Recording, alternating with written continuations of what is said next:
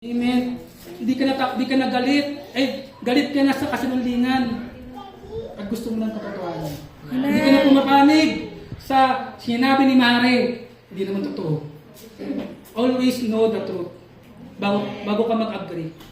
Know ano yung sinasabi, ano yung part ng tao ngayon. Huwag ka makinig sa ibang tao. Always the truth. Amen. Kasi maraming namamatay sa maling akala. Kinanta ko kayo. Amen. Totoo yan. Maling akala. Dami nabibiktima. Dami naloloko. Ay, akala ko kasi okay yung investment. Scam pala. Amen. Always the truth. Amen. Always seek the truth. And the truth is Jesus. The truth is Word. Amen. Paano malalaman righteousness ni Lord? Basahin mo yung Bible. Amen. Andun yung katwiran ng Diyos. Gusto mo malaman, nandito sa Bible. Kaya sabi ko nga, mag-invest ka not only sa mga material, kundi yung patungkol kay Lord, Biblia. Alam mo yung sarap-sarap mag-aral, yung punta ka na sa church, dadala mo yung Bible mo, meron ka pang highlights, ginagawa pa yung verse to. Yung mga in love kay Lord na, Lord, ito yung verse ngayon, i-highlight ko muna. Yung green na highlight, hindi yung pink. Yung gano'n. Yun yung mga dati na naalala ko dati. Yung kami mga bagong Kristiyano. Talaga may dala kami highlights. Ginagawa ko yan. Mahilig si Sam yan, yung gano'n highlights. Diba? Kasi gusto mo yung word na yun. Amen po. Next slide. Sabi ko dito, blessed are those who hunger and thirst for righteousness, for they will satisfy. Gusto mo masatisfy yung buhay mo? Amen. Gusto mo yung hindi kulang? Hanapin mo yung righteousness ng Lord. Piliin mo, unahin si Lord. Amen. Amen. Makatwiran ba pagbigay kay Lord? Yeah. Amen. Pagbigay ng offering, pagbigay ng tithes. Di ba makatwiran yun? Amen. Amen. And ito katwiran ng tao, may bibilin ako sa Lazada eh. Meron akong 888. Ay, unahin ko yun. Gusto ko kasi, matagal ko nang gustong bilhin yan. Ay, meron offering. Yung offering na yung pambili mo, yun yung pambibili mo ng pinili mo si Lord, katwiran ng Diyos. Mas katimbang, ikaw pinagpala, sinunod mo si Lord. Katwiran mo Lord eh. Sabi nga ni Paul, I rather obey God rather man. Yung sarili ko. Pwede naman next time, di ba? Yeah. Huwag mong gagalawin yung offering mo para kay Lord. Huwag mong gagalawin yung tithes mo. Kasi pag kay Lord. Amen. If you want the best, yun ang gusto ng the best. Bigay mo yung the best din kay Lord. Huwag tira-tira. Kasi kung yung tira-tira din ibibigay sa atin ni Lord. Yeah. Amen. Kung anong tinanim mo, aanin mo. Kung ano po sinabi ng Bible, malinaw po. Amen. Kaya gusto natin ng the best, makatwiran kay Lord, di ba? Na magbigay kay Lord. Naalala ko yung isang babae, yung matanda na mahirap. Yun na lang yung isang kusing niya. Nag-o-offer yung mga mayayaman. Tumitingin si Jesus. Sabi ni Jesus, inintay niya, nanonood lang siya sa mga nag-o-offering. Yung isang babae na mahirap, isa na lang, barya na lang, binigay niya sa Panginoon. Sabi niya, dito ako na-bless. Bakit? Maraming binigay niyo ng mayayaman, sobrang nga eh. Pero nakita ng Lord, yun na yung lahat niya. Amen. Yung lahat niya. Amen. Buong-buo niya. Kaya kung gusto natin buong-buo matanggap si Lord ng blessing niya, buuin mo rin yung pagbibigay mo rin sa Kanya. Amen? Next. Number 2, holiness. Amen. Holiness. Holiness ka mag-Bisaya. Holiness. Amen. Holiness, ibig sabihin, may takot ka sa Diyos. Magiging righteous, kumita ka kay Lord. Amen. Amen. Ang holiness, hindi yung magsusuot ka ng damit na napakahaba. Hindi yung makapagbasag pinggan. Pag hindi ka makausap, ang tahimik mo. Hindi yung holiness. Haba ng buhok mo. Yung holiness, yun ba yun? Hindi. Yung buhay mo. Amen. Araw-araw, ano ka? Anong sinusuot mo araw-araw? Anong ginagawa mo? Anong sinasabi mo?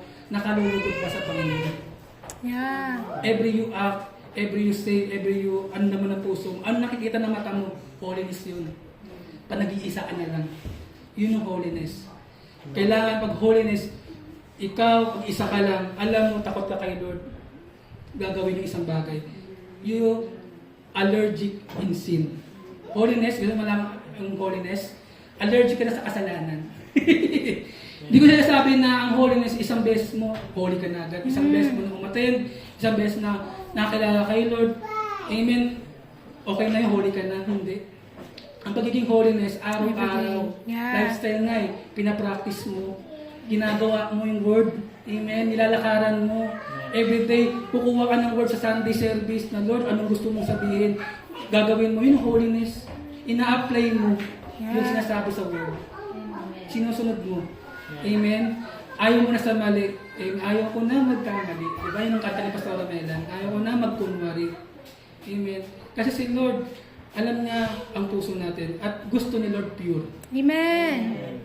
Ang dadatnan ni Lord sa huling panahon na makakasalamuha niya, mamamit niya sa langit yung mga holy. Amen. Hindi naman porket tayo nandito sa mundo holy, tayo dito nagkakamali. Kaya meron tayong damit na sinuot na natin, na binigay ni Jesus ng salvation, yung kaligtasan. Sinuot na natin yun. Maaari, pwede kang maputikan, pwede kang madapa. Amen. Yeah. May aputikan ng mga ano. Lalaki pa kay Lord. Lord, linisin mo ako ulit. Kaya napakahalaga na lagi kang tuloy-tuloy yung connection mo kay Lord. Umaating ka ng church, nagpipray ka. Yun yung nagpapalinis ng damit mo kay Lord. Amen. Yung purity. Hindi porkit nandito ka sa mundo, talagang magkakamali ka. Talagang may kasalanan, may temptation. Pero kailangan natin ang Diyos araw-araw. Amen. Kasi yung damit pwedeng madumihan. Ang maglinis hindi ikaw. Si Lord. Yeah. Amen. Trabaho ni Lord maglinis ng karumihan natin.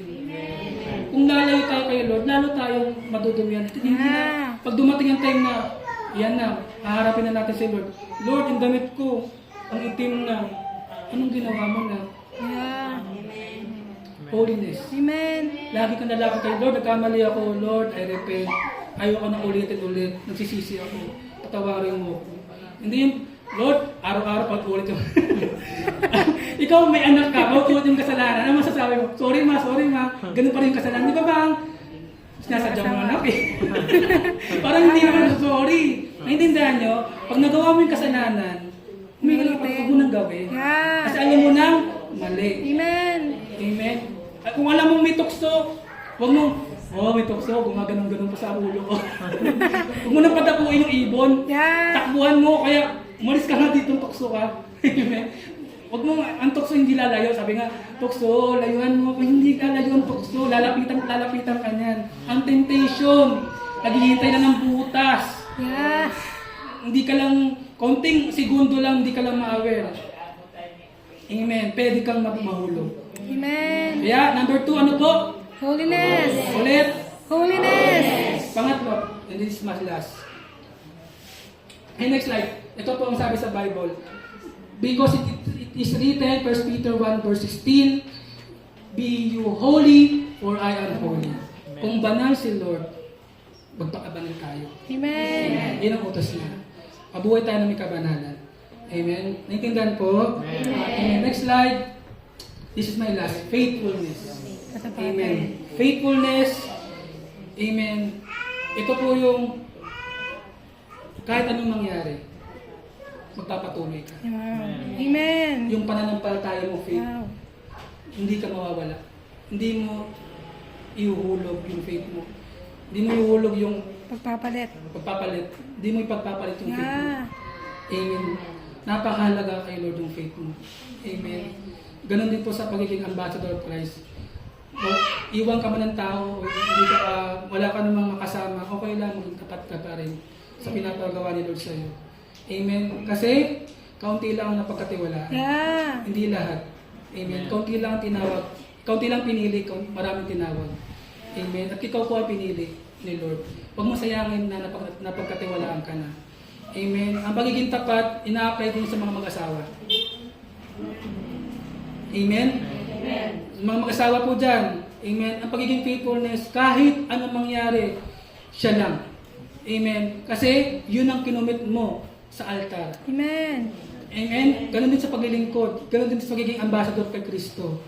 Amen. May pagpapalaman o wala, sa kahirapan, sa kasiyahan, Amen. Amen. Sa kawalan, Amen. meron man o wala, tayo pa rin, tuloy-tuloy pa rin tayo kay Lord. Amen. Pagpapalakpan natin si Lord. Amen. Tinitignan ni Lord ang katapatan natin. Amen. Tinitignan ni Lord yung faith natin. Naalala ko si Pablo. Sabi niya, I fight the good fight of faith. I finish the race. Amen. Natapos ko na rin yung takbuhin ko dito sa mundo. Amen. Natapos ko yung takbuhin ng pananampalataya. Handa na akong umuwi sa Panginoon. Kaya habang nandito tayo sa mundo, meron tayong pakikipagbaka. Sabi nga, we are not in the playground, we are in the battlefield. Amen. Nasa digmaan tayo. Kailangan ready ka. Kailangan handa ka. Kailangan suot mo to, yung pananampalataya mo. Huwag mong ipagpapalit sa maling halaga, sa maliit na halaga, malaking halaga. Darating ang time, itetest ka. Yeah. Like Jesus, tinest siya eh. Diba? Beses. Amen. After niya mag-fasting, tinest siya ni Satan. Diba? Ibibigay ko ang lahat. Amen. Tumalong ka lang. Amen. Kainin mo, gawin mong pagkain. Tinest siya eh. Pero lagi niya sinasabi, word of God. Amen. Hindi yan sa tinapon na bubuhay ang tao, kundi sa salita ng Diyos. Amen. Amen. Sabi niya, hindi ako sasamba sa kahit sino man, kundi ang Diyos lamang ang sasambahin. Amen. Amen. Huwag mo ipagpapalit. Amen. Yung kaunting comfort lang para sa Diyos. No. Amen. Tinetest ni Lord yung pananampalataya natin. Bakit? Next slide. Ito kasi ang successful eh. Yung pinaka-successful na Kristiyano. Na tayo, pagtapos na tayo sa takbuhin natin dito sa mundo, itong napakasarap na marinig sa Panginoong Jesus. Wow. Alam mo yung pinaglingkuran mo, na pinaglaban mo, tinis mo, kahit wala kang blessing o wala kang natatanggap, pero naging tapat ka sa Amen. katungkulan mo bilang ikaw ang pinagkatiwalaan, ikaw ang mayroong binigay sa'yo, nagtiwala sa Lord sa'yo. Ito yung magandang marinig. Sabi niya, hearing Jesus say, well done, good and faithful servant. Hindi niya hinahanap yung magiging magaling. Amen. Hindi niya hinahanap yung talented. Hindi niya yung hinahanap yung mayaman. Gusto niya yung tapat na katiwala. Amen. Tapat ka sa buhay mo. Hiram lang to eh. Dito atin, ibabalik natin to kay Lord. And alam mo yung, ang sarap sa pakiramdam na, alam mo yung, hindi mo nakikita, tapos darating isang time na harap ka na kay Lord na, Lord, salamat na pagtagumpayan ko yung Amen. takboy ko sa mundo. Yeah. At yakapin ka ni Jesus. Amen. Yun napakasarap na imagine that na ano mo yung pinagtanggol mo, pinaglingkuran mo, dugot pawis, marami ka ng tiniis, tapos ito yung sasabihin sa'yo. Grabe. Kaya sabi nga ni Jesus, mas papalad kayo yung mga generation ngayon. Kasi yung generation niya sa disciple, nakikita na nila si Jesus, hindi na naniniwala. Di ba? Pero sabi niya, mapalad yung mga hindi nakakita sa akin. Amen. Napalad. Kasi grabe ang gagawin mo sa kanila. Amen. Amen. Kaya isipin mo ikaw yan, niyayakap ni Lord. Kaya kino-comfort ka na, tapos na. Tapos na, wala nang problema. Wala nang kagutuman, wala nang sakit, di ka na masasaktan. Amen. Di ka na mahihirapan anak kasi kapiling na kita eh. Amen. Alam niyo po, itong tatlo na yan, ano po na ulit? Righteousness, Holiness, faithfulness. Yung tatlo na po yan, wala pong ibang nagturo sa amin. Amen. Kundi po yung minana po namin yan sa mga tatay at nanay namin sa pananampalataya. Sina mami at daddy. Sila po ang talagang galing sa kanila yan, na talagang nabuhay sila sa righteousness, nabuhay sila sa holiness, nabuhay sila sa faithfulness, even in this death. Kahit sa nasa banig ng karamdaman. Naalala ko si daddy, kwento niya, nagpipreach siya. Bago pa tayo ng pera din, no? Sabi niya, nagpipreach siya, galing siya sa dialysis, meron po tama yung kanyang kidney. After niya dialysis niya, sabi niya, magpipreach ako. Sabi niya, magpipreach ako, mangangaral lang sa'yo. Pero yung kanyang kidney, may sugat na. Wala nang function. Talagang hirap na. So, kaya, sino may kilala na experience ng dialysis, sobrang sakit. After ma-dialysis, totoo. Pero si daddy, wala. Pinapagpag niya lang. Ano yung event ng Conetas, naalala ko. Galing siya ng dialysis lang. Hina-hina. Ay, syempre, dugo mo, ginanon. Pero sabi niya, wala, mangangaral ako. Mangangaral ako sa ni Lord. And sabi niya, nung time na talagang honest karamdaman na niya, talagang malapit siya po ni Lord, ito yung prayer niya eh. Sabi niya, Lord, nagsasabi ka na, Lord, gusto mo mag-raise ng maraming lingkod ng Diyos. Gusto mo mag-raise ng maraming Kristiyano na magpapagamit sa'yo. Ito yung prayer ni Daddy Bishop. Hindi ko makakalimutan yun. Kasi yun yung nilalagay ko sa heart ko kapag nangingina ako, tinitignan ko yung mga mahal namin sa magulang. Mahal namin magulang sa pananampalataya. Sabi niya, ang prayer niya, di mo na kailangan mag-raise ng maraming Kristiyano. Hindi mo na kailangan mag-raise ng maraming maglilingkod sa'yo. Ako na, pahabaan mo na ang buhay ko. Yeah. Pahabain mo na lang yung buhay ko, maglilingkod ako sa'yo. Amen. Hindi mo na kailangan mag-raise ng maraming pastor. Ako, Lord, maglilingkod ako. Gagawin ko pa rin ang gusto mo. Yun ang prayer niya. Kahit nasa balik na kamdaman siya, yun ang heart niya, gusto pa rin niya magpagamit, gusto pa rin niya maglingkod, gusto pa rin niya sumunod. Mahal niya si Lord eh. Amen. Amen. Even his mommy Bishop, grabe, ang kanilang buhay. Amen. Naalala ko si Daddy Bishop nung nasa MOA, being ambassador of Christ, huwag kang mahiya. Amen. Huwag kang matatakot sa mga tao. Naalala ko si Daddy, sinabihan siya ni Lord, anak, lumod ka sa MOA. Lumod ka sa gitna. Sa MOA yun, sa MOA. Maraming tao sa MOA. Sabi niya, nak, lumuhod ka, magpuri ka sa akin. Sabi, tinignan niyo yung paligid. Sabi niya, daming tao, Lord. Ano na, susod ka ba sa akin? Hindi. Sabi siya, sabi niya, sige Lord, sunod na. Sumuhod siya. Sa harap ng MOA, sa MOA, maraming tao. Sa seaside. Kaya siya, Lord, sinasamba ka na, pinupuri kita. Sunod niya, hindi siya nahiya. Pero meron pa ng dahilan yun. Kaya pala inutos ni Lord yun. May isang nakilala kay Lord. Ayaw na maging Kristo, ayaw na maglingkod. Tumalikod na sa panambataya. Tumalikod sa pagpapastor. Nakita yung ginawa ni Daddy. Sabi niya, yung lalaki na yun, sabi niya, pag may nakita akong lumuhod sa MOA, papatuloy ako. Yung lalaki na yun. Amen. Amen. At nakita niya si Daddy lumuhod.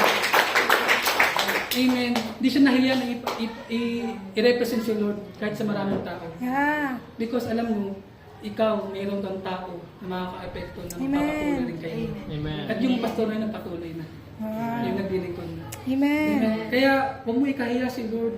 Huwag ka matakot i-represent si Lord. Amen. Sa iyong pagsasalita, kahit sa social media, mag-post ka. Amen. Bahala na sila. Basta mahalaga mo siya si Lord. Amen po. Kaya sabi po dito, next slide, nalaman po matapos, sabi dito, whether you eat or drink, or do anything else, always do it to honor God. Yeah. Kumain ka man, uminom ka, matulog, lahat ng gagawin mo for His glory. Yeah. Amen. Lahat para sa Kanya. Amen. Amen. Kaya alam niyo po, ino-honor ni Lord yung mga nag-honor sa Kanya. Like si Carlos Yulo. Anong ino-honor niya? Ginawa, sinabi niya, dahil sa iyo Lord, dahil sa iyo Lord, ginagawa, inaali ko yung panalo ko sa iyo. Carlos Yulo. Kaya ino-honor siya ng tao. In-honor siya ng bansa. Yeah. Kaya nga, kung anong ginawa mo sa Diyos, gagawin ko sa iyo. Oh. Like Carlos Yulo. Amen. In-honor siya. Amen. Kaya, huwag nating ikahiya. Kaya lagi, every time, di ba? Dati na mga Pilipinas, wala naman talaga dati. Maliit lang tingin sa atin, yung bansang Pilipinas. Bakit? Meron mga nag-represent, naging ambassador ni Kristo sa iba't ibang larangan. Hindi nila kinahiya. Lord, i-represent kita. Si Manny Pacquiao, i-represent niya si Lord. Amen. Naging matagumpay, in-honor niya yung, i-represent niya ang bansa. At nakilala ang bansa. Amen po. Kaya, kaninong glory? Hindi sa Kanya, kay Lord. Naluluwalhati si Lord. Kaya sa iba't ibang larangan, huwag kang mahiya. At area ka saan, kahit saan ka mapunta, magtrabaho ka sa iba't lugar. Kahit si Catriona Gray, ino-honor niya si Lord. Amen. Lahat ng tagumpay lagi na all for His glory. Amen. Alone. Hindi dahil sa akin. Amen po. Kaya pagiging ambassador ni Lord, hindi na ikaw nakikita, kundi si Kristo ang nakikita sa iyo. Amen po. Kaya ano ba sasabihin mo sa tao? Hindi mo sasabihin kung ano bang ibang bagay. Sabihin mo yung patotoo mo. Yeah. Yung testimony mo. Amen. Anong ginawa ni Lord sa iyo? Amen. Amen? Kaya sabi ko dito, next slide. Lasa po to. Dalawang slide na lang. For whoever wants to save their life will lose it. But whoever loses their life for me and for the gospel will save it. Sabi dito, sino man ang kinikip ang life para lang maligtas ay siya mawawalan. Pero ang sino man na nagbibigay ng buhay para sa alang-alang sa akin, para sa gospel, ay siyang maliligtas. Amen. Amen. Alam niyo po, ang pagbibigay ng buhay, kailangan ibigay mo rin ang buhay mo sa iba. Pag minahal mo ang Diyos, talagang hindi madali. Yeah. Maraming sacrifice, maraming suffering, marami kang titiisin, marami kang ipagpapalit para kay Kristo. Iiwan mo old life mo eh. Iiwan mo na kasanayan mo eh. Amen. Yung kaibagal na to, magiging kaibago to. Amen. Gusto natin, through you. Amen. Through your life, nagiging ambassador ka ni Kristo. Kahit saan ka pumunta, nire-represent mo siya. Purihin ng Panginoon. Kaya lumalabas sa bibig, praise God. Hindi ng sus Maria Joseph. Hindi na yung putot kutsinta. Hindi na yung ang hirap-hirap na. Hirap pa rin. Hindi na. Dahil sa Panginoon, Lord, purihin ka. Takilain ka. Praise God. Abuti ka.